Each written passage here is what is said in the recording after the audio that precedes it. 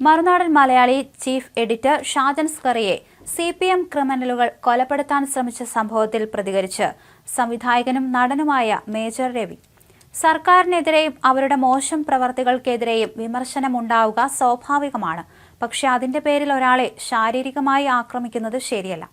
ഭരണകക്ഷിക്ക് അതിൽ ഒരു പങ്കുമില്ലെങ്കിൽ കുറ്റവാളികളെ പൊതുജനങ്ങളുടെ മുന്നിൽ കൊണ്ടുവന്ന് അത് തെളിയിക്കണമെന്നും മേജർ രവി ഫേസ്ബുക്ക് കുറിപ്പിൽ ആവശ്യപ്പെട്ടു.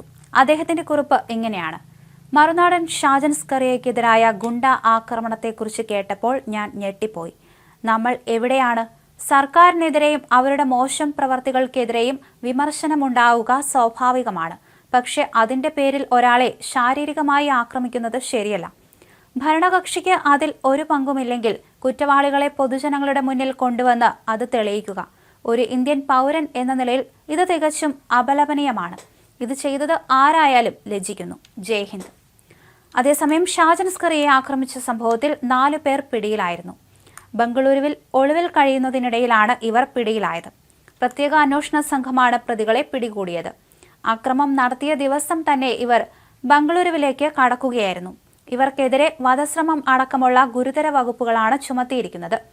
ശനിയാഴ്ച രാത്രിയിൽ ഒരു വിവാഹ ചടങ്ങിൽ പങ്കെടുത്ത് മടങ്ങുകയായിരുന്ന ഷാജൻ സ്കറിയെ തൊടുപുഴ മങ്ങാട്ടുകവലയിൽ വെച്ച് 5-അംഗ സംഘം ആക്രമിക്കുകയായിരുന്നു. ഷാജൻ സഞ്ചരിച്ചിരുന്ന വാഹനത്തിന് പിന്നിൽ ധാറിടിച്ച ശേഷമായിരുന്നു അതിക്രമം. കണ്ടാൽ അറിയാവുന്ന ആളുകളെന്നും CPM പ്രവർത്തകരെന്നും ഷാജൻ സ്കറിയ മൊഴി നൽകിയിരുന്നു. സംഭവം നടന്നതിന് പിന്നാലെ ഇടത് സൈബർ ഗ്രൂപ്പുകളിൽ വന്ന പ്രതികരണങ്ങളുടെ കൂടി അടിസ്ഥാനത്തിൽ നടത്തിയ അന്വേഷണത്തിലാണ് പ്രതികളെക്കുറിച്ച് പോലീസിന് വിവരം കിട്ടിയത്. ഷാജൻ സ്കറിയെ മർദ്ദിക്കുന്നതിന്റെ ദൃശ്യങ്ങൾ പുറത്തു വന്നിരുന്നു. തന്നെ കൊല്ലാൻ ബോധപൂർവം നടന്ന ശ്രമമെന്ന് ഷാജൻ സ്കറിയ മാധ്യമങ്ങളോട് പറഞ്ഞിരുന്നു.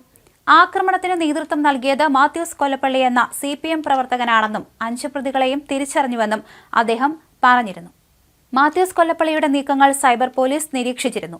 ആക്രമണശേഷം പോലീസിനെ വെട്ടിച്ചു കടന്ന മാത്യൂസ് കൊല്ലപ്പള്ളിയെയും കൂട്ടരെയും അതിവേഗം അറസ്റ്റ് ചെയ്യാൻ സെക്രട്ടേറിയറ്റിൽ നിന്ന് നിർദ്ദേശം പോയിരുന്നു. ഇതനുസരിച്ച് കേരള പോലീസിന്റെ പ്രത്യേക ടീം നിരീക്ഷണം നടത്തി. മുങ്ങിയ ക്രിമിനലുകൾ ഫോൺ സ്വിച്ച് ഓഫ് ചെയ്തിരുന്നു. ഇതിനിടയിൽ ഇൻസ്റ്റയിലും മറ്റും സ്റ്റോറികൾ ഇട്ടു. ഈ സമയവും ഇവരെ കണ്ടെത്താൻ പോലീസിന് കഴിഞ്ഞില്ല. ഇതിനുശേഷമാണ് സൈബർ പോലീസ് ഉണർന്നു പ്രവർത്തിച്ചത്. ഇതിനിടെ മാത്യൂസ് കൊല്ലപ്പള്ളി ഫോണൊന്ന് സ്വിച്ച് ഓൺ ചെയ്തു. അതിവേഗതയിൽ ഫോൺ ഓഫാക്കുകയും ചെയ്തു. ഇതിനിടെ തന്നെ സൈബർ പോലീസിന് ഇയാൾ എവിടെയാണെന്ന് ലൊക്കേഷൻ കിട്ടി. ബംഗളൂരുവിലെ മറ്റൊരു വ്യവസായിയുടെ സഹായത്താൽ മുങ്ങാനായിരുന്നു ശ്രമം. ഇതും പോലീസിന് സൈബർ നിരീക്ഷണത്തിലൂടെ മനസ്സിലാക്കാൻ സാധിച്ചു. അങ്ങനെ പ്രതികളുടെ ലൊക്കേഷൻ വ്യക്തമായി. പിന്നാലെ കർണാടക പോലീസിന് വിവരം കൈമാറി. കേരള പോലീസിന്റെ സമർത്ഥമായ നീക്കങ്ങൾക്ക് കർണാടകയിലെ സേനയും പിന്തുണ നൽകിയപ്പോൾ ആ ക്രിമിനലുകൾ പോലീസിന്റെ പിടിയിലായി.